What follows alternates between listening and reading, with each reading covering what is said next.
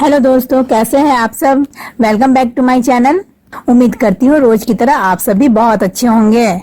दोस्तों, हमेशा की तरह आज भी मैं लेकर के आई हूँ आप लोगों के लिए बहुत ही काम की यूजफुल टिप्स। यानी कि आज इस वीडियो में आपको जानने को मिलेंगे किचन में काम करने के ऐसे टिप्स और ट्रिक्स जिससे आपके डेली खर्चों में होंगी ढेरों बचत। साथ ही साथ एक बहुत ही जरूरी जानकारी, गैस सिलेंडर हमारा जल्दी से खाली ना हो उसके लिए आपको कौन से तरीके आजमाने चाहिए। तो फिर चलिए बिना किसी देरी किए इस वीडियो को स्टार्ट करते हैं। वीडियो जरा सा भी पसंद आए तो रोज की तरह एक लाइक जरूर कीजिएगा, दोस्तों के साथ शेयर भी करें और चैनल पर नए हैं तो सब्सक्राइब जरूर कीजिएगा। तो दोस्तों, हमारा यहाँ पे पहला तरीका ये है वुडन स्टिक को लेकर के। इस तरीके की स्टिक तो हम सभी ने देखी है और यूज भी किया है। कईयों के घर में तो यूज भी होती है और नहीं तो पड़ी रहती है इसी तरह बेकार की तरह। अगर आपके घर में भी इस तरीके से खाना वाला या फिर आइसक्रीम की स्टिक पड़ी हुई है तो आप इसका यूज कर सकते हैं घर के कामकाज में। तो आपको इसको किस तरीके से यूज करना है, सबसे पहले आपको लकड़ी की स्टिक लेनी है। इसके ऊपर आप न्यूज़पेपर लपेट दीजिए। न्यूज़पेपर नहीं है तो आप टिश्यू पेपर भी लपेट सकते हैं। उसके ऊपर से आपको अच्छे से एक रबर बैंड लगा देना है। और अब आपको क्या करना है, अगर आपके घर में विनेगर है तो विनेगर ले सकते हैं, नहीं तो आप क्या कर सकते हैं ना, थिनर ले सकते हैं। तो मैं यहाँ पर विनेगर डाल रही हूँ इसके ऊपर, थोड़ा सा, बहुत ज्यादा नहीं, हल्का सा बस कागज को गीला करना है। और आपको इसके ऊपर लगाना है अब व्हाइट पेस्ट जो हम ब्रश करने में यूज करते हैं।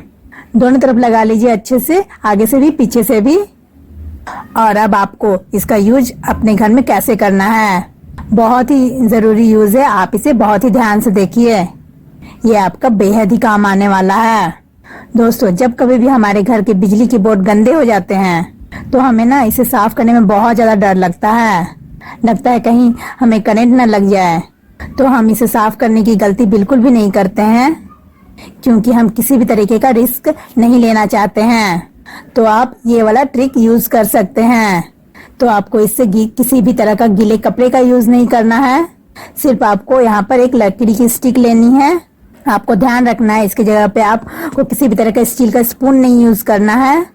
आपको सिर्फ यहाँ पर लकड़ी का ही यूज करना है। थोड़ा सा आपको कागज लेना है या फिर टिश्यू पेपर लेना है या फिर आप किसी भी तरह का पेपर ले सकते हैं, थिनर या फिर विनेगर कुछ भी लेकर के। उसके बाद फिर इसके ऊपर थोड़ा सा कोरियल लगा करके आप इसे बहुत ही अच्छे से साफ कर सकते हैं।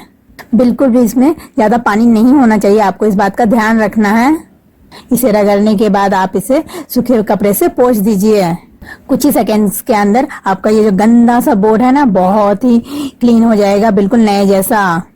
तो दोस्तों, गैस हम सभी के घर में यूज होता है। गैस सिलेंडर का भी यूज हर घर में होता है खाना बनाने के लिए।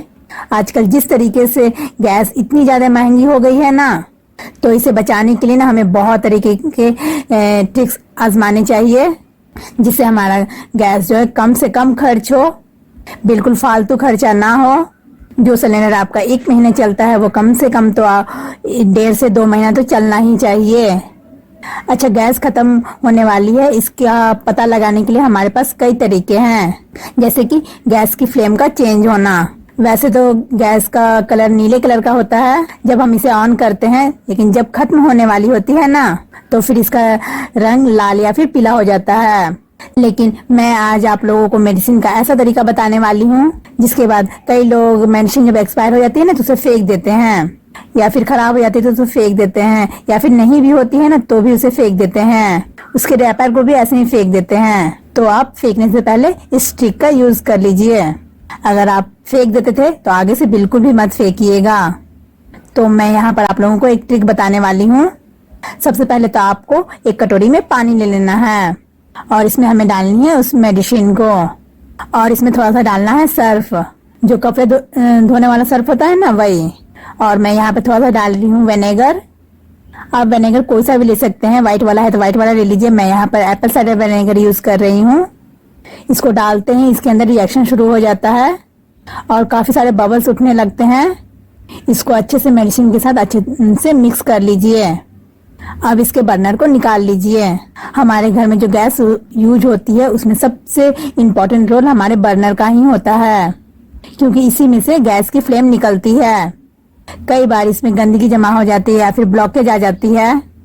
कई बार खाना बनाते समय या फिर चाय बनाते समय उबाल आ जाती है, तो इसकी जो छेद है ना वो बंद हो जाती है। दूध की वजह से भी इसके छेद बंद हो जाते हैं, जिसकी वजह से गैस अगर छेद से बाहर नहीं निकल पाती है अच्छे से, तो वो साइडों से निकलना स्टार्ट कर देती है। तो इससे भी आपकी गैस की बहुत ज्यादा बर्बादी होती है।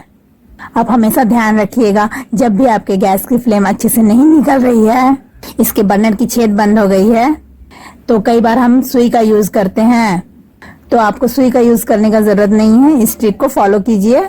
इस ट्रिक को आप यूज करेंगे ना तो सुई को यूज करने का जरूरत नहीं पड़ेगा आपको। अगर हमारा बर्नर साफ होगा ना तो गैस बहुत ही अच्छे से निकलेगी और किसी और छेद से निकलने का तो सवाल ही नहीं होता है, जिससे हमारा गैस बर्बाद भी नहीं होगा और सिलेंडर हमारा लंबे टाइम तक चलेगा। जब हमारी गैस साइड से फालतू में निकलती है ना तो ही हमारा गैस जल्दी खत्म हो जाता है। अच्छा, इस मेडिसिन को यूज करने का एक दूसरा तरीका ये है कि जो हमारी गैस की नॉब होती है ना, कई बार आपने देखा होगा ना, ये बहुत ज्यादा टाइट हो जाती है। इसके अंदर और साइडों में गंदगी जमा हो जाती है। इस वजह से भी ये कई बार बहुत ज्यादा टाइट हो जाती है। तो सबसे पहले आप एक काम कीजिएगा, आप ना इस गैस चूल्हे के जो बर्नर है ना, बटन है ना, उसको देखिएगा। इसके अंदर ना बहुत ज्यादा खाने पीने की चीजें अटकी हुई रहती है, आटा वगैरह भी फंसा हुआ होता है। इसको तो आप सबसे पहले साफ कर लीजिए। अगर आपका जो बटन है ना वो टाइट है ना, तो इसके ऊपर थोड़ा सा आप ना सरसों का तेल डाल दीजिएगा। गैस के इस नोब को ना, बटन को अच्छे से घुमा दीजिए चारों तरफ। जितना घूमता है आप तुरंत भर में फर्क देख सकिएगा। ये बहुत ही अच्छे से घूमने लगेगा, बहुत ही ढीला सा फील होगा आपको, बहुत ही लूज हो जाएगा, बहुत इजी वे में यूज होगा।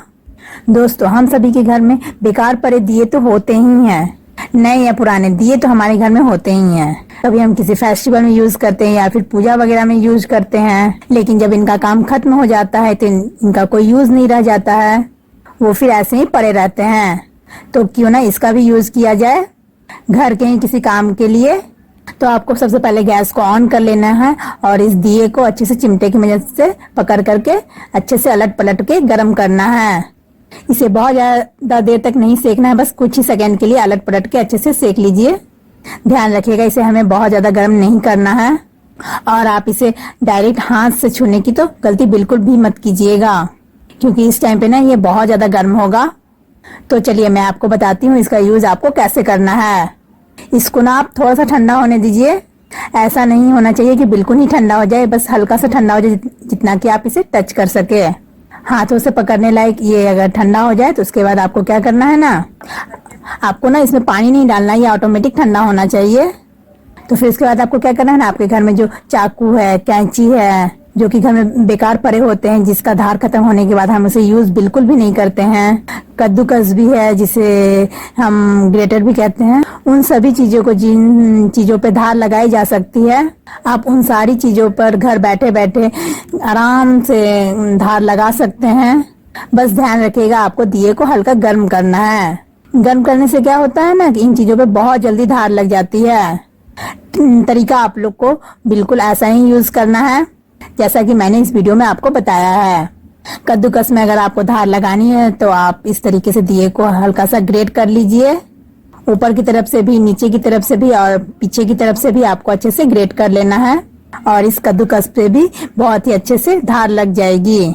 यानी कि आपके घर में जो भी बेकार पड़ा हुआ दिया है, जो हम ऐसे ही फेंक देते हैं बिना कुछ सोचे समझे, वो भी कितने कामों को आसान कर रहा है हमारे घर के। आपको ये वीडियो देख करके समझ में आ ही गया होगा। तो अब बात करते हैं हमारे हाथों की। हमारे हाथों की जो उंगलियां होती हैं, कभी आप ध्यान से देखिएगा, कई लोगों के हाथों से खाना पसंद होता है। चम्मच का यूज बहुत कम लोग यूज करते हैं, क्योंकि हाथों से जो खाने का स्वाद होता है देसी स्टाइल में, उसका स्वाद ही कुछ और होता है। लेकिन हाथों से खाना खाने से क्या होता है ना, हमारे जो नेल्स है ना वो पीले पड़ जाते हैं। आप सभी ने इस चीज को जरूर नोटिस किया होगा। उसके लिए हम क्या करते हैं ना, साबुन से या फिर हैंड वॉश से हाथ तो धो लेते हैं, लेकिन हमारे नेल्स फिर भी पीले ही रहते हैं। उससे क्या होता है ना, हमारे जो नेल्स का है ना लुक बढ़िया नहीं आता, वो हल्के पीले पीले से दिखते हैं, बहुत गंदे लगते हैं देखने में। तो आपको क्या करना है ना, हम जो दांत साफ करने के लिए पेस्ट यूज करते हैं ना, उसे आपको अपने नाखूनों पे लगा लेना है। और कुछ भी यूज नहीं करना है, सिर्फ आपको पेस्ट ही लगाना है। आपको नहीं से कम 5 मिनट के लिए ऐसे ही छोड़ देना है। अगर आपके पास टाइम नहीं है तो कम से कम तो 2 मिनट जरूर रखिए। उसके बाद आप ना एक कॉटन की मदद से अच्छे से इसको साफ कर लीजिए। मैंने यहाँ पर कॉटन के ऊपर पानी बिल्कुल भी नहीं लगाया है। आप कॉटन की मदद से इसे अच्छे से साफ कर लीजिए। उसके बाद फिर आप पानी से हैंड वॉश कर सकते हैं। आपको दोनों हाथों के नेल्स में फर्क अभी दिख जाएगा। आपको दूसरे हाथ के नेल्स बिल्कुल गंदे से दिखेंगे, लेकिन इस हाथ के नेल्स आपको बिल्कुल साफ दिखेंगे। अगर आपके नेल्स में किसी भी तरीके का पीलापन है, चाहे वो किसी भी वजह से हो, कभी कभी हम नेल पेंट लगाते हैं ना, तो उसका भी पीलापन रह जाता है, उस टाइम भी आप इस ट्रिक का यूज कर सकते हैं। आप देख सकते हैं दोनों हाथों के नेल में कितना ज्यादा फर्क है। एक हाथ के नेल हमारे बहुत ही अच्छे से क्लीन हो गए हैं। तो दोस्तों, कुछ ऐसे ही छोटे छोटे टिप्स हैं जो जिनका यूज आप अगर डेली यूज करते हैं ना, तो डेली का लाइफ हमारा बहुत ही इजी हो जाता है। आपके घर के जो छोटे छोटे मुश्किल काम है ना, वो बहुत ही आसानी से हो जाते हैं। उम्मीद करती हूँ आप सभी को ये सारे टिप्स पसंद आए होंगे। वीडियो अच्छी लगी होगी तो डेली की तरह एक लाइक जरूर कीजिएगा। और हाँ, अगर चैनल पर पहली बार आए हैं तो सब्सक्राइब करना बिल्कुल मत भूलिएगा। Bye friends.